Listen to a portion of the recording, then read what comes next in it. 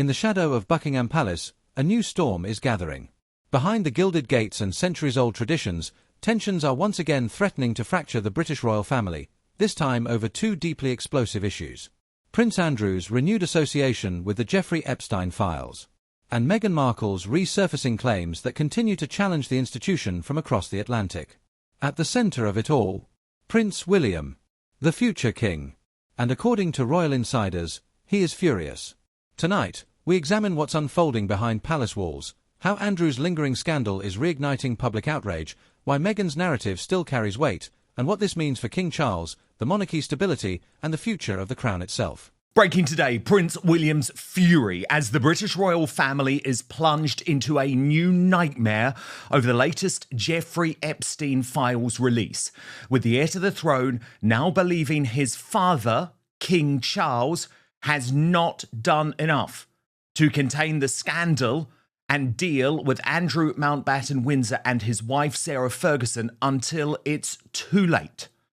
On a special edition of Outspoken today, we'll break down the shocking new claims against the Duke of York, who you could see riding as per normal in Windsor, despite being accused of murder, with new sex trafficking evidence, and what insiders say is now the inevitability of a police investigation. We'll also examine why Meghan Markle has seemingly got away with her involvement in the scandal, despite being asked to give evidence on behalf of the deceased accuser, Virginia Giuffre. Joining me to break down all angles in a fair, consistent and independent manner you simply will not get from the MSM on this story. They're corrupted, by the way, because they are throughout these files themselves. Brittany, editor of the Royal News Network, and independent journalist Lauren the Insider. So, look, there are millions of files that have been released. Millions.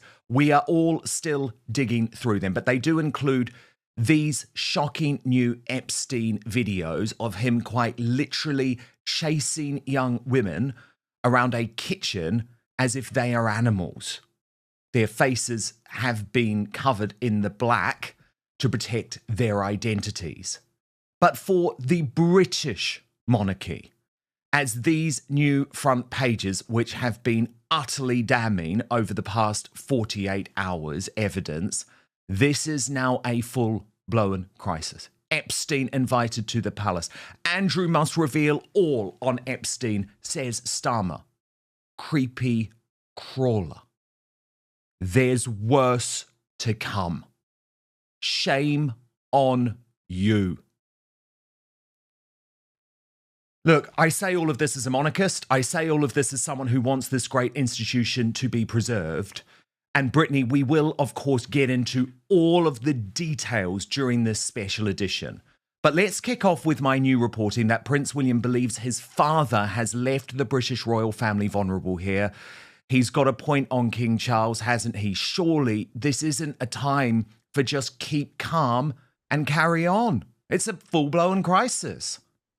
It is, Dan, and I have been saying for a while, the keep calm and carry on mentality is just no longer working in this modern era to some extent. I think it works in certain situations, but this Andrew thing is just getting worse and worse. Every time new documents come out, every time we get a little bit more from Andrew in all these Epstein files, it just gets worse and worse. And the problem is the British royal family really hasn't cut the ties. They finally stripped him of his title, but I think right now it should be a talk of removing him from the line of succession and potentially his children and grandchildren as well. I think there needs to be consequences here because unfortunately, this behavior started decades ago. This is not something that just started within the last 5 years. This is a decades of buildup. And the British royal family, if it is not careful, it's going to end in disaster, especially looking forward to Harry and Meghan in the future. They'll go down a similar path in some way or another. Lauren, do you agree that the king needs to do something here? That William is right, that at the moment the British monarchy remains vulnerable because of these shocking revelations. And you saw the headline there, worse to come. Videos, according to Elon Musk, Lauren. Videos of many men with these young girls, Musk says.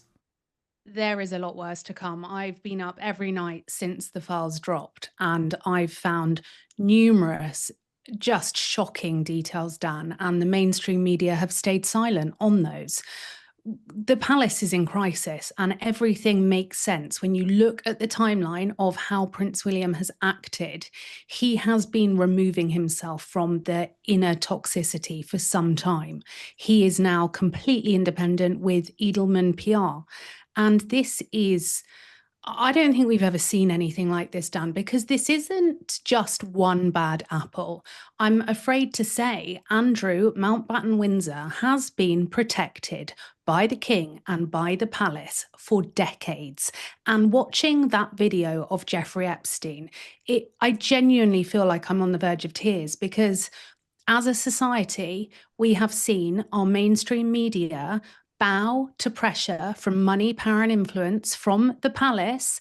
And we have seen these victims, some of which are no longer alive, gaslit, bullied, manipulated. The fear that they must have felt and for the world to smear them, it just breaks my heart. I find it absolutely disgusting. And King Charles has not gone far enough. He should have acted the day he put that crown on. There was enough evidence to prove consistently exactly who Sarah and Andrew were and are. And yet the MSM, they're still gaslighting us. They're still doing the King's PR bidding. I mean, I couldn't believe this from the Daily Telegraph over the weekend. By axing Andrew promptly, the King may have saved the monarchy.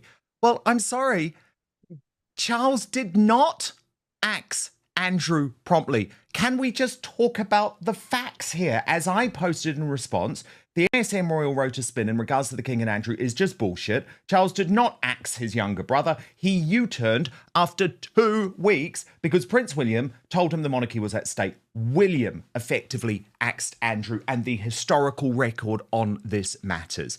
But let's get some of the detailed revelations from the new Epstein files dropped, where Epstein offered super sperm Andrew, a 26-year-old woman, in a fresh horror for Buckingham Palace. Tom Sykes reports the correspondent includes arrangements for a facial in New York, a guest list showing Andrew due to attend a dinner with Epstein at his home, a plan for an intimate Buckingham Palace meal, and an apparent request for Epstein's views on a restricted Afghanistan investment paper. So, of course, it's not just the sex, there's the big money aspect to this. However, in the most damning set of messages from 2010, so just remember at this point, Epstein was a convicted paedophile. He had gone to jail for sex trafficking children by the time these emails were being sent. Epstein proposes introducing Andrew to a Russian woman visiting the UK, writing to a contact saved as the Duke. The then convicted sex abuser said, "I have a friend who I think you might enjoy having dinner with. Her name is Irina, and she will be in London from 20 to 24. The reply from Andrew read, "Of course, I am in Geneva until the morning of the 22nd, but would be delighted to see her. Will she be bringing a message from you? Please give her my contact details to get in touch." It was signed off HRH, the Duke of York, KG. Epstein then added another message describing her as 26, Russian, clever, beautiful, trustworthy, and yes, she has your email. Now, another thread from September 2010 captures Andrew inviting Epstein to Buckingham Palace. He promises lots of privacy for a dinner. Epstein replies that he wants private time, but is currently with Sarah, Sue, and Vera, and asks if he should bring them along to add some life. Andrew answers with a one-word email, time, ? The files also refer to Andrew featuring on a guest list for a dinner with Epstein in New York and to Epstein arranging a facial for him while he was in the city. In 2010, Andrew wrote to Epstein that he was really looking forward to seeing him and said there were some interesting things to discuss and plot. Separate correspondents suggest Andrew sent Epstein a confidential document outlining investment opportunities in Afghanistan. Now, when you actually come to exactly how the palaces are involved in this sex trafficking, over the weekend, there has been shocking new revelations from the BBC of a new victim. Watch this. Andrew Mountbatten Windsor, once a prominent member of the royal family living in disgrace. Now, a second woman alleges she was sent to him for a sexual encounter on the instruction of the sex offender Jeffrey Epstein. Whoever you are, nobody is above the law. And I think her lawyer is Brad Edwards, who represents hundreds of Epstein's victims. There are certain people, certain victims, that Prince Andrew hurt. The woman is alleging she was flown to the UK by Epstein, and her lawyer says it was to comply sexually with Andrew. She says she was in her 20s and is claiming the sex occurred at Royal Lodge, the 30-bedroom Windsor home the former prince has been asked to leave because of his friendship with Jeffrey Epstein. This is the first time an accusation has been made involving royal residences. We're talking about at least one woman who was sent by Jeffrey Epstein over to Prince Andrew, and she even, after a night with Prince Andrew, had a tour of Buckingham Palace. So I just want to go back a step. We are not talking about Virginia We are Giuffre. not talking about Virginia Giuffre. So, Lauren, the Metropolitan Police now, if they do not decide to investigate, given the extremity of these accusations, are now effectively admitting that there is two-tier justice in the United Kingdom, that if you are a royal, you will not be investigated, because there is absolutely no reason for them to launch an investigation. And by the way, if you're innocent, Andrew, you will be cleared. Do you remember, Lauren? I know about this. There were false allegations made up against me, and they were complete lies, a tissue of lies, encouraged by Prince Harry. Well, I was investigated, okay? Because that's how due process works. It is a hellish experience, but given the level of evidence here, how on earth can the British police continue to say there's nothing to see here, folks? Well, there's been so much evidence for them to investigate Andrew Mountbatten Windsor for years. We live in a two-tier society. Blue blood do not stand to the same law as we do, sadly. And I have no doubt there will be some performative investigation opened. But at the end of the day, we need to be asking the questions. How has this been allowed to happen on royal grounds for decades? Because within these files, I have seen with my own eyes and gone through some of them.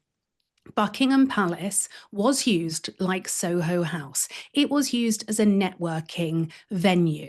And that was where the likes of Ghislaine, Sarah, Andrew, Epstein leveraged their position. They brought very vulnerable people in, if you look at some of the evidence.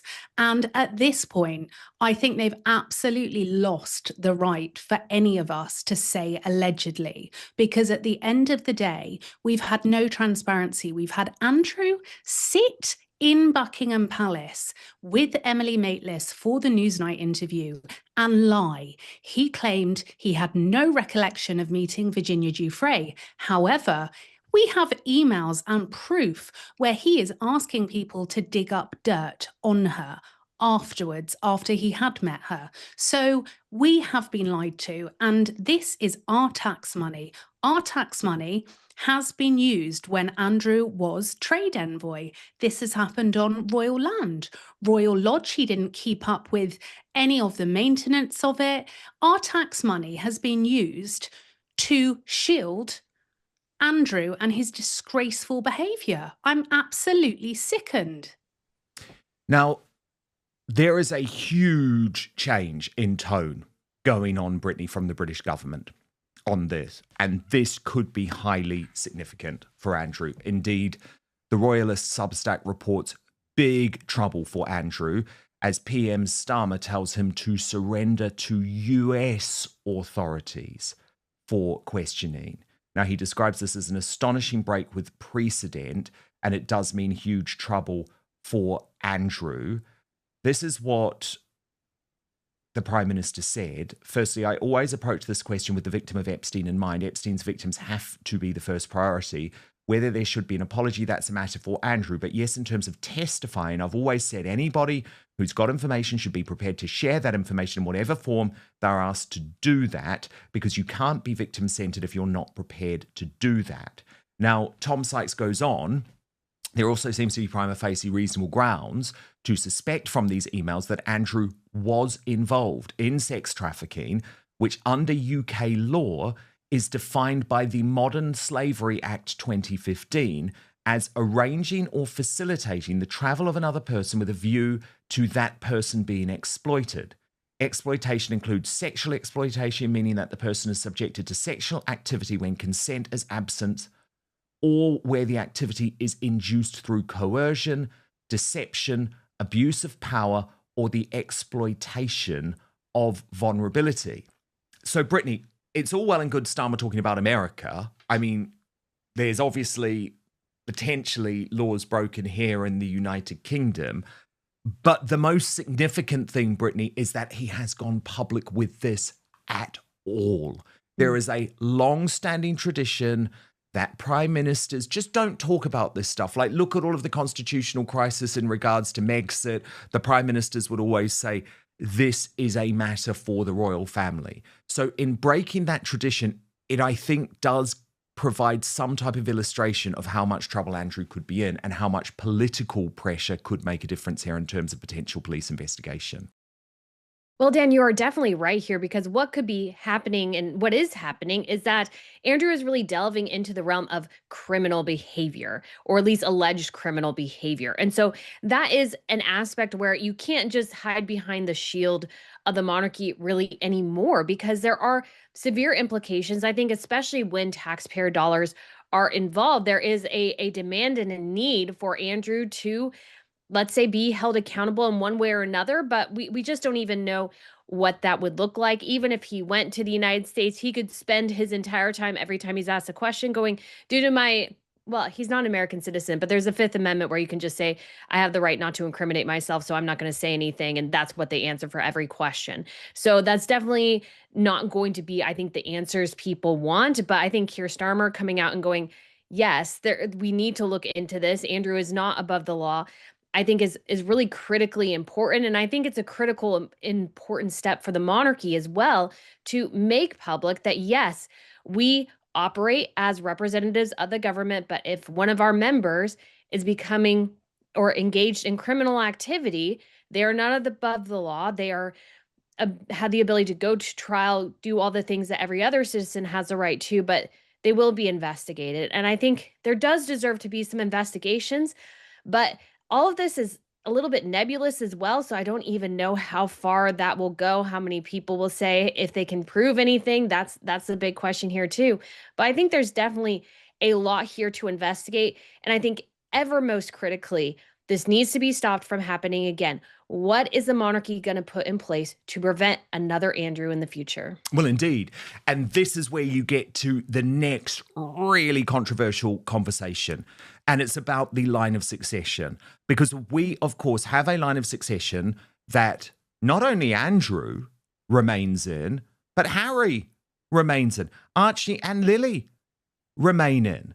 And the Conservative Party, this is what is most fascinating, the main party of opposition in the United Kingdom, and its Shadow Home Secretary, Chris Philp, has now publicly called for Andrew to be removed from the line of succession, which of course throws open a whole load of questions about royal tradition and actually even the meaning of royalty itself. Watch this. Then this becomes a huge moment. Because, of course, I agree, actually. But then are we questioning hereditary monarchy altogether?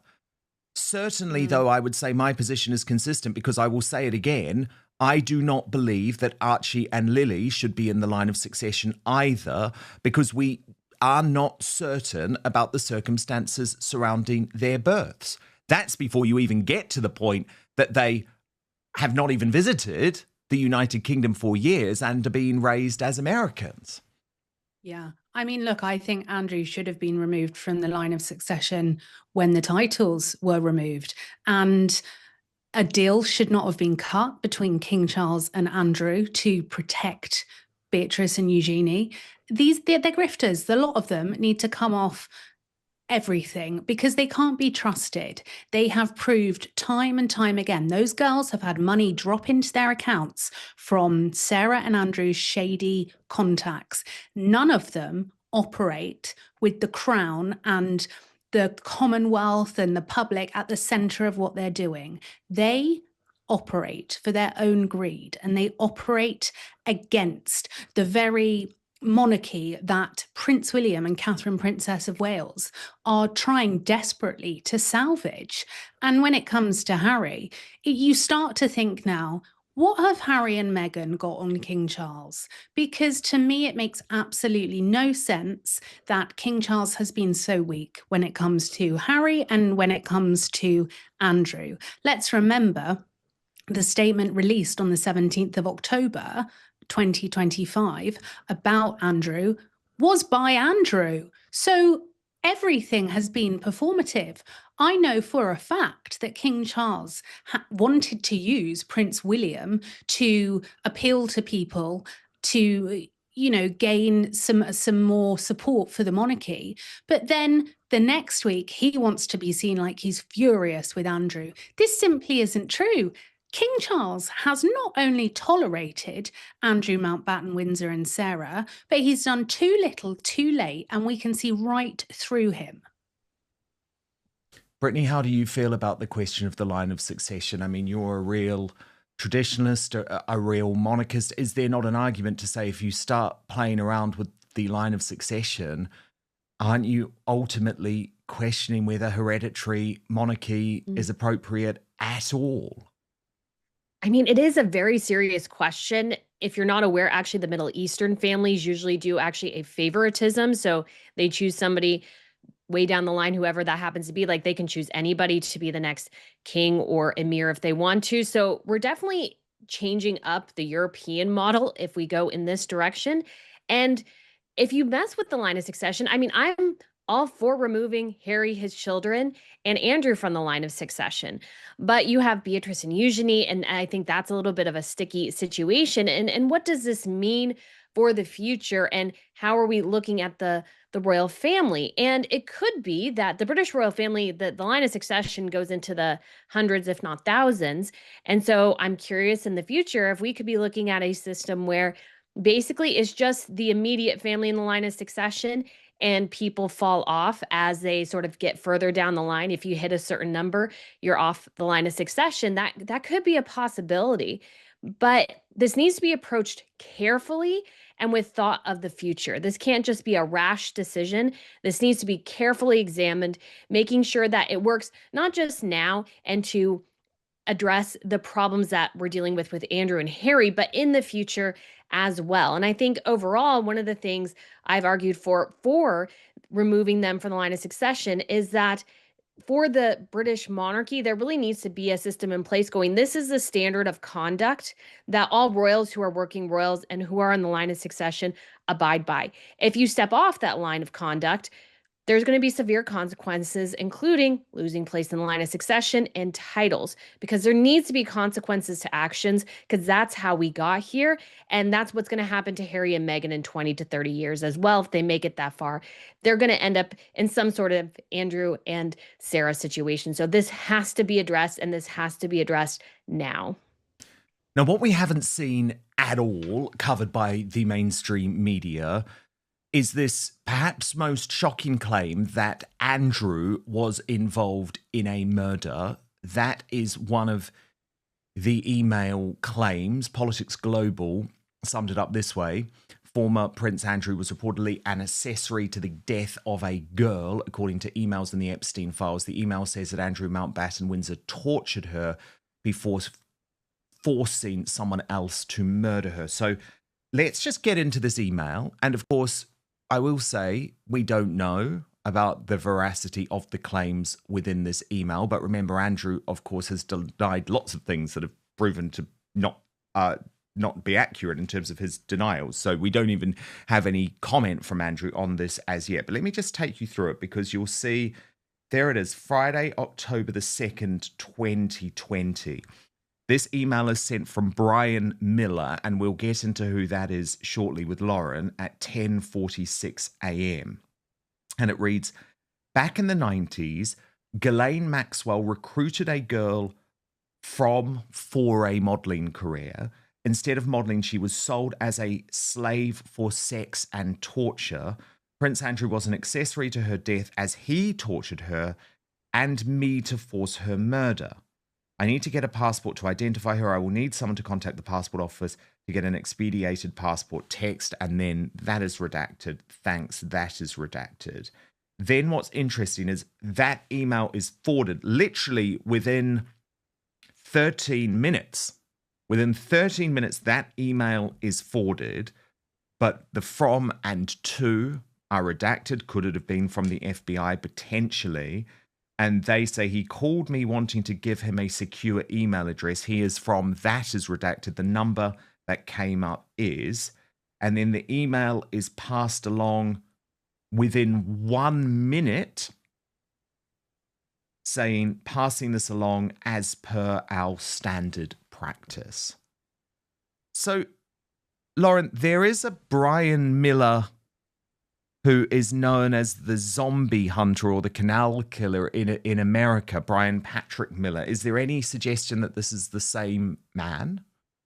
So we haven't been given any information on this. When I researched him, Brian Miller, the dates do potentially stack up. It could very well be that Brian Miller. But again, this has not been covered by the mainstream media whatsoever. And I found this email on Friday night, very early on in my searches through the drop from the DOJ. So it is simply not possible that the mainstream media have not seen this. And this leads me to think that Andrew is still being protected by the palace, because that is the only reason that the mainstream media wouldn't run this. They would have been very heavily warned to stay away from this. Ultimately, if we look at all of the information within the files, there is a lot that is absolutely shocking. And I think people, if they did go and look in the files, huge trigger warning, because some of the things I've seen, it's just unbelievable. And so this allegation, we had a story run on the 26th of December, 2025, and it related to there being a torture party in Surrey. And a now 35-year-old claimed that when they were between the ages of 6 and 8, they were trafficked by one of their parents to a party where they claim that they were tortured, and there was Andrew and Ghislaine Maxwell there. Now, there's no comment from Ghislaine Maxwell or Andrew in the palace relating to that. But what is particularly interesting is this story was not very widely covered at the time, around the 26th of December 2025. And the evidence had gone missing. Surrey police were then contacting the FBI, trying to find the evidence. There are many parallels between this Epstein saga and the grooming gangs that we're seeing in the UK. Evidence seems to very conveniently go missing, which shows me that power is still protecting power within this. And the very fact the mainstream media have been silent on this tells us all we need to know, that they are propaganda puppets. Yes, indeed. I mean, do you think, Brittany, it's because of fears of Andrew suing? In this particular situation, it's without more evidence. I mean, I can completely understand why most of the mainstream outlets did not go with this story. It's just sort of a vague accusation. And the benefit of, yes, mainstream outlets do a lot of things they shouldn't do. They are definitely holding to the party lines, but there are checks and balances that exist within there, which do kind of shield certain stories from getting out, just because there's just not enough there at the time to actually go with it. And so in this particular instance, it's a very, very vague. There are not a lot of details there. It's sometime in the 90s. That's 10 years. Like, who knows if any of it is true? And so I am always hesitant to go down that path until more information comes out, because it could be true, but it could also just be simply made up or mistaken, or somebody's just looking for Yeah. attention. Those are And the all problem is, possibilities. the problem that we've got is that Andrew's credibility is completely cratered now, because what he said in that interview with Emily Maitlis was literally lie after lie after lie. What Fergie has been saying for years and years and years amounts to lie after lie after lie. I mean, I just want to show you one appearance. This was on Meredith Vieira's US chat show. And it's unbelievable to think that Fergie was applauded for what was total nonsense. For years, the royal family has struggled to distance itself from the shadow of Jeffrey Epstein. Prince Andrew's disastrous BBC Newsnight interview in 2019 marked a turning point. His attempt to defend his friendship with Epstein, a convicted sex offender, was widely viewed as catastrophic. Public sympathy evaporated overnight. Military titles were removed. Patronages stripped. Royal duties withdrawn. But while Andrew retreated from public life, the scandal never truly disappeared. Now, renewed attention around the Epstein files has brought his name back into headlines, and with it, uncomfortable questions for the palace. Even though Andrew has denied wrongdoing and settled a civil lawsuit without admitting liability, the optics remain damaging. And for Prince William, optics matter. Because William understands something perhaps more clearly than any other royal: perception shapes legitimacy. And legitimacy sustains monarchy. The problem is not only what Andrew did or didn't do. The problem is association, reputation, symbolism. And every time Andrew's name resurfaces alongside Epstein's, it chips away at. Royal commentators suggest that Prince William has long taken a harder line on Andrew than his father, King Charles. William represents a generational shift. He has spent years modernizing his image, promoting mental health awareness, climate advocacy, and institutional transparency. He knows that younger Britons already question the relevance of the monarchy. Scandal only accelerates that erosion. Sources close to palace circles suggest William believes Andrew's continued presence, even privately, undermines efforts to present a streamlined, accountable royal family. There is frustration. Because while Andrew no longer undertakes official duties, reports of him still residing on royal property, still supported by royal resources, still appearing within the extended royal orbit, complicate the message of reform. William's priority is survival of the institution. And survival requires sacrifice. To some observers, Andrew represents unfinished business. And William, the future king, does not want unfinished business attached to his reign.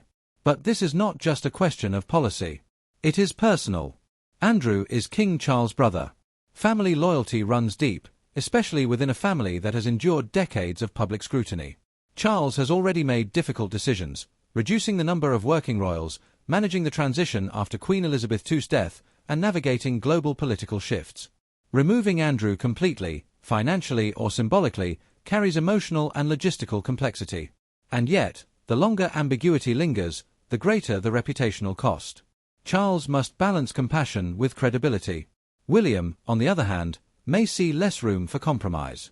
The generational divide is subtle but significant. Charles governs with caution. William appears prepared for decisive restructuring. As if the Andrew controversy weren't enough, Meghan Markle's past claims continue to echo. Since stepping back from royal duties in 2020, Meghan and Prince Harry have made a series of public statements, in interviews, documentaries, and memoir, describing what they characterize as institutional failures within the monarchy. Allegations of lack of support. Oh, good one, Fergie. She was emailing Jeffrey Epstein in this manner in regards to her daughters, the princesses who she claims to want to protect. Look at this. This reply to him when he says New York, and she says, "Not sure yet, just waiting for Eugenie to come back from a shagging weekend." Now, she's saying that to a paedophile. I mean, Lauren, Fergie's credibility is now shattered forever. I'm sorry, it's done. Yeah. But Fergie also took her children to Jeffrey Epstein's house in New York when he came out of jail for being a paedophile. And Peggy Siegel, the entertainment PR, hosted a party to celebrate Andrew's release. The palace didn't think anything of this. This was perfectly normal. And, you know, just to go back to that point as well on the murder allegation that is, you know, there's not a lot of proof.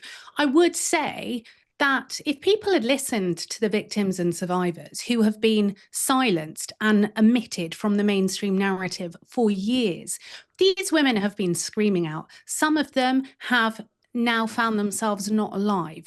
Do I believe they died of natural causes? No, I don't. These women are not alive because Sarah and Andrew, and this is my opinion, and the palace can do nothing about me having an opinion, they have whipped up a frenzy to try and discredit these women. They've used those TV shows like the clip of Sarah Ferguson we've just seen. The palace have used their big lawyers and they've created statements and done media training telling Andrew and Sarah what to do. What these women have been through is absolutely shocking. And you know, as a society, we really, really need to start listening to these women, because there is nothing to be gained for these women to go out of their way to speak. Like, my point is, no one would make it up. This is absolutely harrowing. These people have had their childhoods and their young kind of 20s ripped from them. They are entrenched with trauma for the rest of, and our royal family have shielded Andrew and Sarah, who have enabled some of this to take place. I feel sick. See, I think absolutely there still has to be due process, because false allegations can be made. But the problem is that there has been so much evidence, actual evidence. I mean, look, we're watching some of it now covered up. And according to Elon Musk, the Epstein files actually contain video evidence. He says of Epstein actually engaged in sexual acts, and other high-profile figures, he says, including many of the left, engaged in illegal sex acts. So there is evidence here, and it's being covered up. And what is so despicable too is that a lot of people who act holier than thou are neck deep in this, like Katie Couric, you know, big ally of Prince Harry and Meghan Markle. Well, she was at one of the dinner parties at Jeffrey Epstein's house. She claims because Andrew was there, but Epstein was a convicted paedophile at that point. And there is now a lot of talk about exactly what Meghan Markle's links to the Epstein files are. As Ems posted over the weekend, why was this never dug into by any journalist? I have said on my channel for years, she knew Andrew before Harry. How is this not proof? Of course, Meghan has always denied that. She says she didn't even know who Andrew was. But M says, here we have Virginia Giuffre's lawyers stating they're considering calling Meghan Markle as a witness in the lawsuit against Andrew. He clearly states Ms. Markle may have important knowledge of allegations that Andrew abused Ms. Giuffre when she was 17. He also states Meghan was a close companion of Andrew and therefore probably saw what he did. So this means Meghan was around that scene. He also states she is somebody who obviously, at least for a period of time, was a close associate of Andrew who could have seen what he did or have heard about. So this is proof she didn't just know him. She was close to him. Remember, that moment was in Harry's book when she said she didn't know who he was. I always thought that was odd. That was randomly added into the book, almost a deflection, because she did know him before. If this was just about her knowing Andrew due to marrying Harry, then the lawyer would be calling everyone who has been connected to the royal family. But this is very specific to the Virginia Giuffre case. And why would the lawyer say Meghan was in a position to see what he did? If this isn't proof of Meghan knowing Andrew prior to meeting Harry, I don't know what is.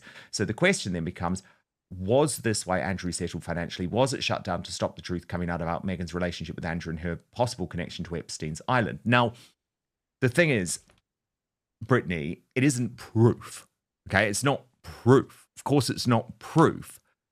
But David Boies did make these comments, and Virginia Giuffre was intending to ask Meghan Markle to give evidence. So is that relevant in this discussion? Does Meghan Markle need to come forward here too?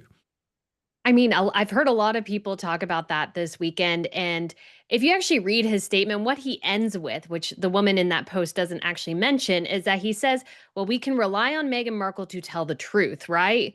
Well, we all know that's wrong. She lies fairly liberally, in my opinion. So the idea that she was going to come there and give the truth is a little ridiculous. But when it comes to the context, it more seems like the lawyer was just fishing for things and wanting a bit of attention by including Meghan Markle's name in it. I don't think she knew Andrew. I don't think she cared for Andrew. I think she had very minimal interactions with him. And he said as well that because she was a US citizen, he could like force her to testify.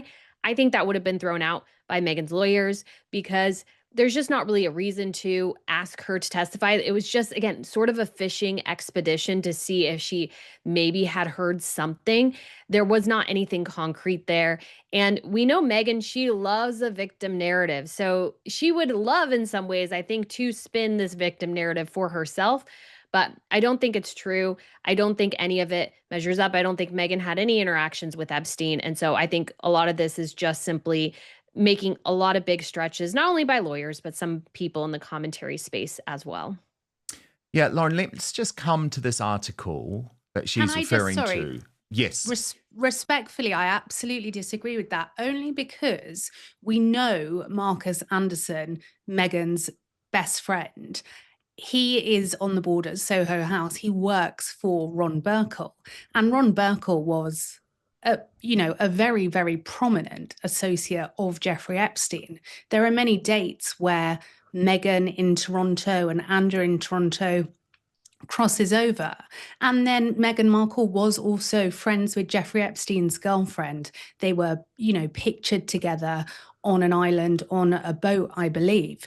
I think these people operate in places that are private members clubs where there are no photographs, there are no track record of people. That's exactly why they go there.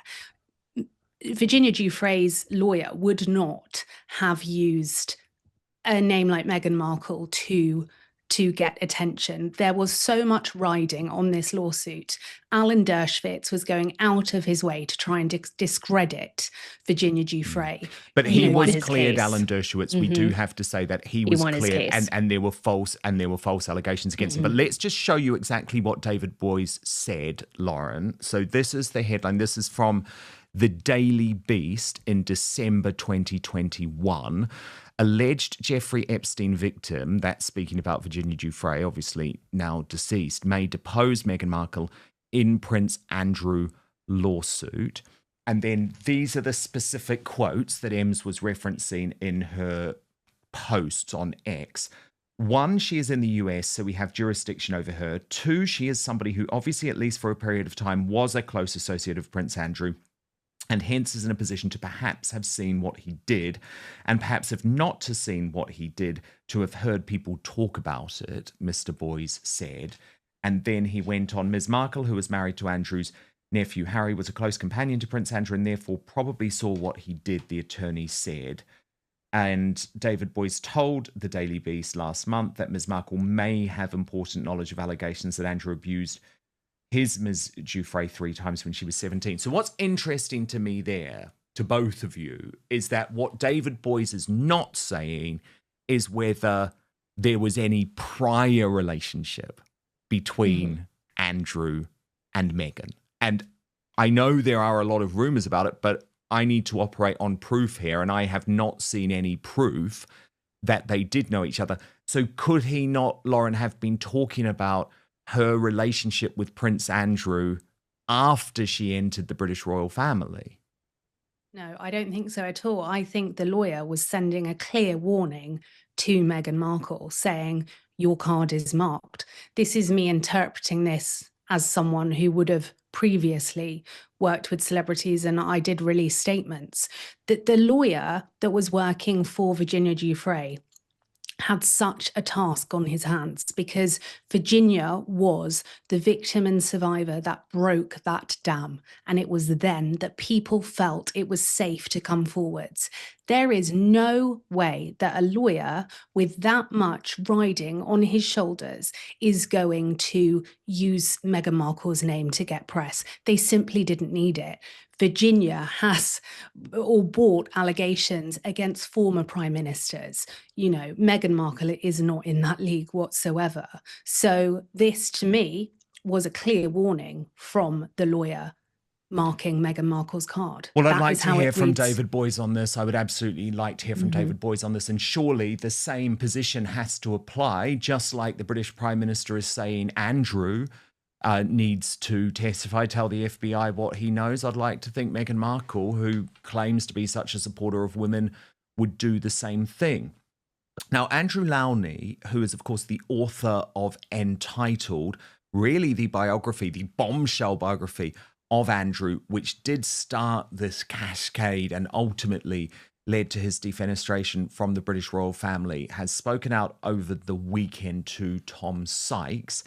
And he says that the cover-up, and this is what's so disturbing here, the cover-up in regards to Andrew is almost becoming as big as his original, and I use this word in inverted commas, crime watch. It does make the case that you know, he needs to be properly investigated. I think people have been calling for a parliamentary investigation into him. I think the parliamentary investigation should be into his time as a trade envoy, and that we do need these files on his time between 2001 and 2011 to be released, as they should be, because I think they would show who he was seeing and who he was taking on these trips. We know that Epstein went on some, his daughters on others, David Rowland's, his business partner, on others, because, you know, this is getting a bigger and bigger scandal, and it's now the cover-up is becoming as big as the original crimes. And what's interesting is Tom Sykes is now even coming around to this idea that there does have to be an investigation, because otherwise it's just two-tier justice. Watch. Claims of racial undertones. Assertions of emotional neglect. These narratives have deeply divided public opinion. For supporters, Meghan exposed uncomfortable truths about tradition clashing with modern values. For critics, her revelations were seen as damaging, disloyal, or exaggerated. But regardless of perspective, the impact was undeniable. The monarchy's global image shifted. Trust fractured. And now, with Andrew's controversy resurfacing, critics argue it reinforces Meghan's portrayal of an institution resistant to accountability. The optics are powerful. One royal speaking of reform from outside. Another royal associated with scandal within. And a future king trying to stabilize both narratives simultaneously.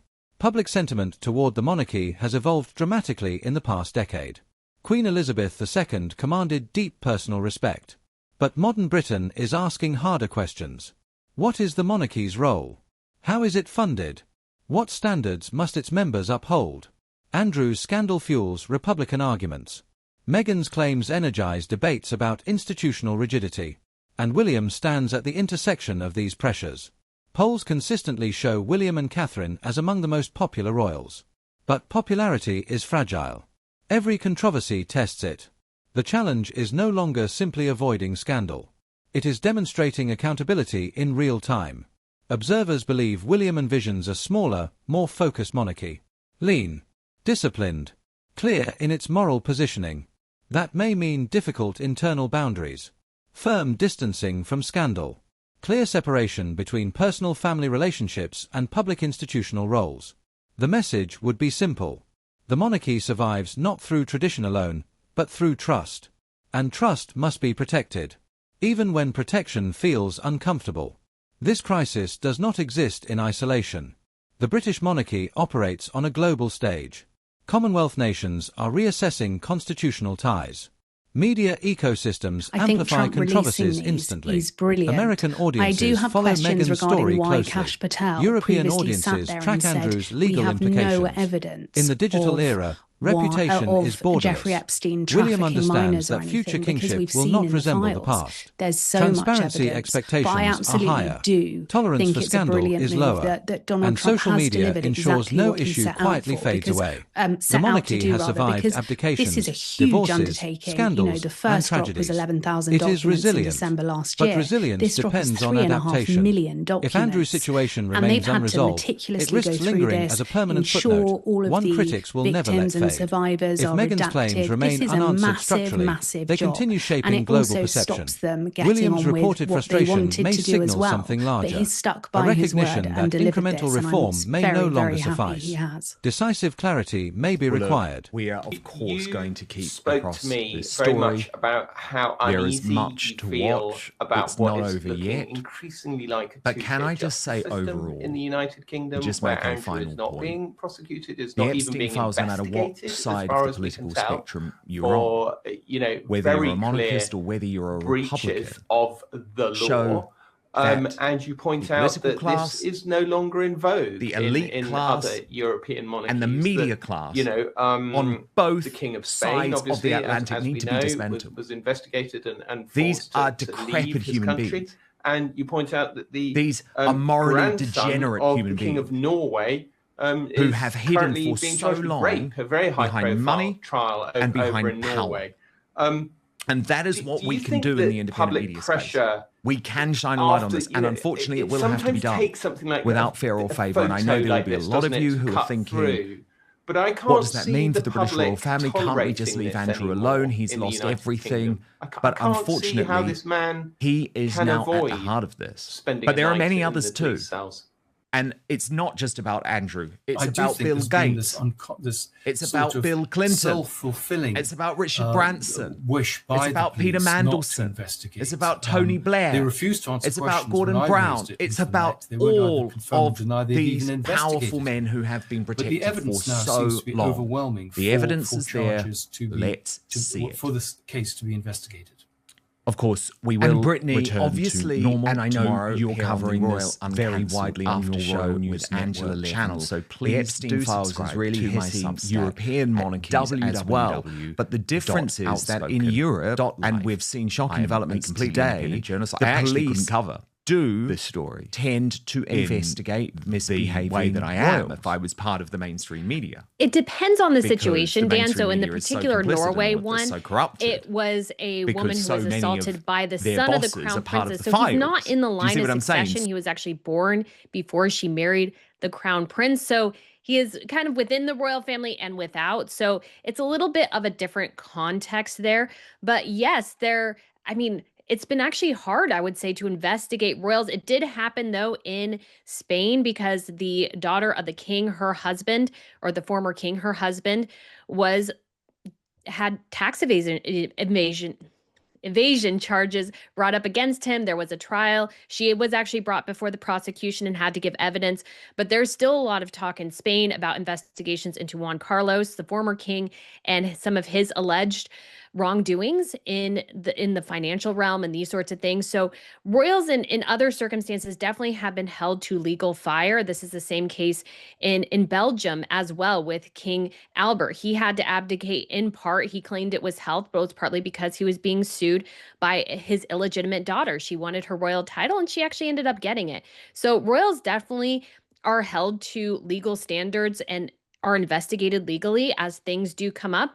But I will say it's not a blank slate that everybody who has things that are brought up evade charges, because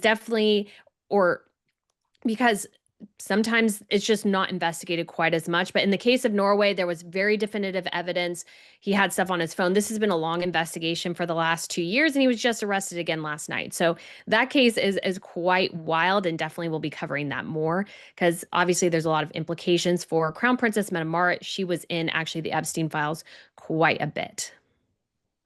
Do you agree, Brittany, with what Andrew Lowney says and what Tom Sykes now increasingly says, which is that there's almost an inevitability to a criminal investigation into Andrew, that eventually the political pressure is just going to get too much? Or do you think that this current position can hold, where the Metropolitan Police just continue to say, nothing to see here, folks, because presumably the king is just so desperate to avoid what could be a catastrophe for the British royal family? Well, Dan, in this particular situation, I think caution is paramount here, making sure all the I's are dotted, all the T's are crossed. So this is a calm and methodical investigation, because sometimes I think what happens is people want to charge somebody. And so they're looking desperately to find things, and things can be twisted that are not really crimes, or maybe bordering on a crime, morally questionable, but not prosecutable. So I think in this particular situation, I think the Met, yes, does need to open an investigation. It needs to be, in some ways, as they can be, as transparent as possible, but needs to be slow and, I think, methodical in some ways. But that's the problem. There's no transparency, is there, Lauren? Especially compared to American justice, which is not perfect, but at least there is transparency. The corruption within the Met is chilling. I mean, it's absolutely unbelievable. I did a feature about it. And these are the people that you are hoping keep your children and yourself safe. Not a chance if you're looking at their track record. Will they launch an investigation on Andrew? Maybe. Will it lead to him being imprisoned? I really don't know, because I don't think we can apply logic or any form of sense or fairness to this situation at all, because there has been so much evidence far before the Epstein files dropped that where Andrew should have been investigated thoroughly. But the same rules do not apply to blue blood. And every day this goes on and people lose faith in the monarchy and they lose faith in the police. It is making it harder for Prince William and Catherine, Princess of Wales, because King Charles should have insisted this was dealt with years ago. And this is what happens when you do too little, too late. Indeed. And I think it is just worth looking into what Elon Musk has said about this, because remember, Elon Musk does feature in the Epstein files, but at the same time, he has always advocated for the release of the files. So I just want to take you through his words over the weekend, which I do think have some resonance here. He wrote, "No one pushed harder than me to have the Epstein files released, and I'm glad that has finally happened.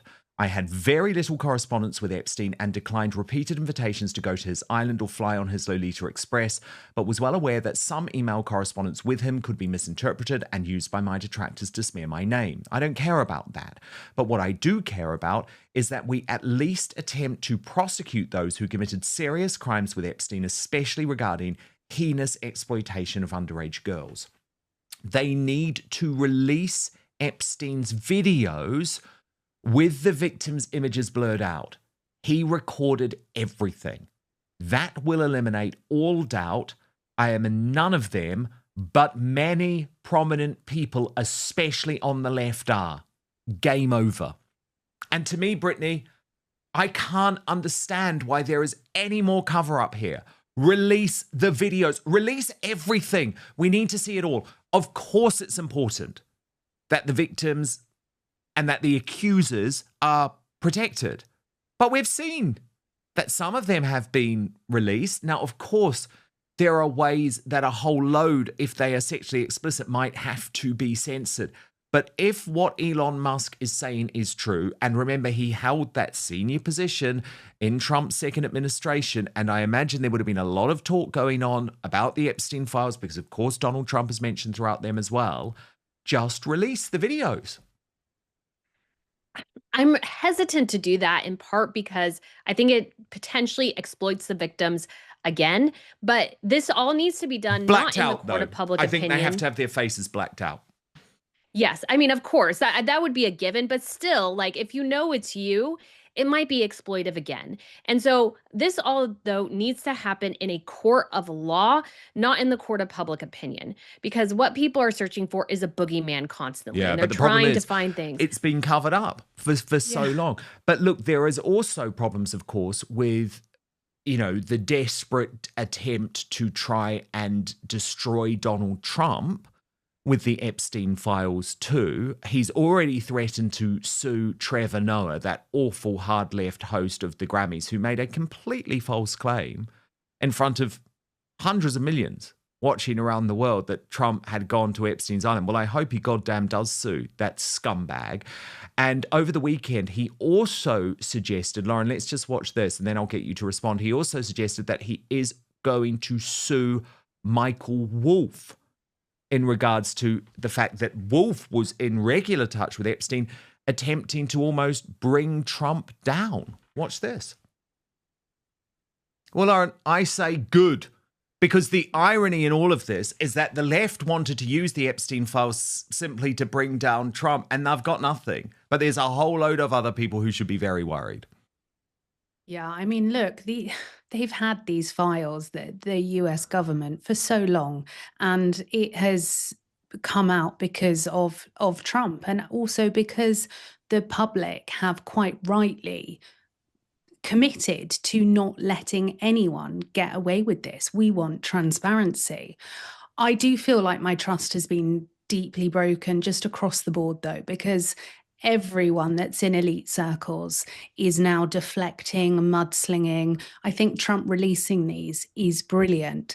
I do have questions regarding why Kash Patel previously sat there and said, we have no evidence of Jeffrey Epstein trafficking minors or anything, because we've seen in the files there's so much evidence. But I absolutely do think it's a brilliant move that Donald Trump has delivered exactly what he set out to do, because this is a huge undertaking. You know, the first drop was 11,000 documents in December last year. This drop is 3.5 million documents.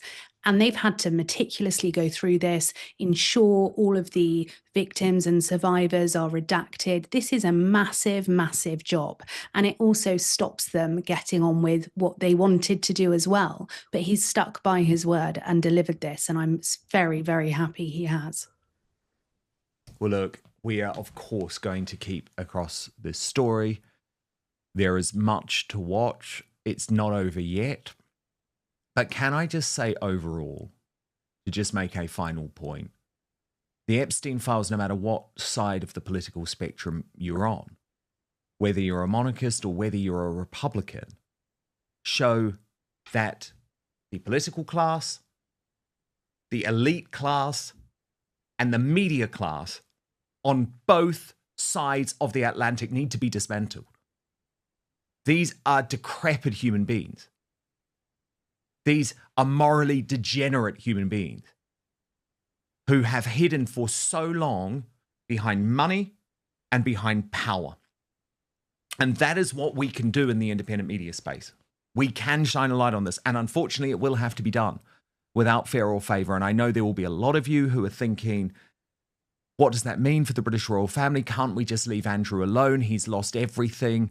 But unfortunately, he is now at the heart of this. But there are many others too. And it's not just about Andrew. It's about Bill Gates. It's about Bill Clinton. It's about Richard Branson. It's about Peter Mandelson. It's about Tony Blair. It's about Gordon Brown. It's about all of these powerful men who have been protected for so long. The evidence is there. Let's see it. Of course, we will return to normal tomorrow here on the Royal